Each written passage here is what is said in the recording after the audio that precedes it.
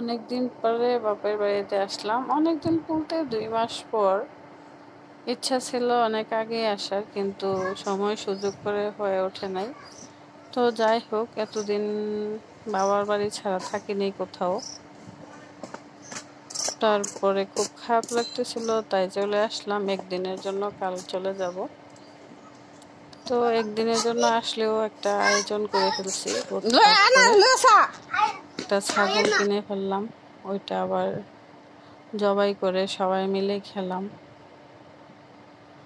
আপাও আসছিল, ভাইয়ের বউ আর একটা অনেক বছর পর বাড়িতে, আর বাকি 2জনও ছিল।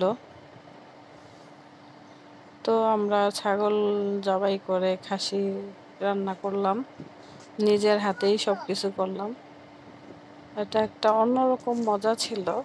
মানে মানে অনেক কত বছর পরে মনে হয় এরকম একটা মজা করলাম, বলায় বোঝাতে পারবো না।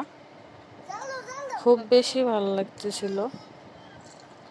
যাই হোক, রান্নাটা যেমনই হোক না কেন আমি রান্না করে উপভোগ করছি।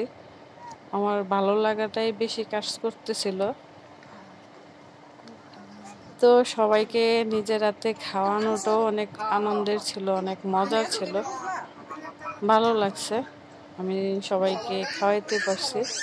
জীবনে কখনো এরকমটা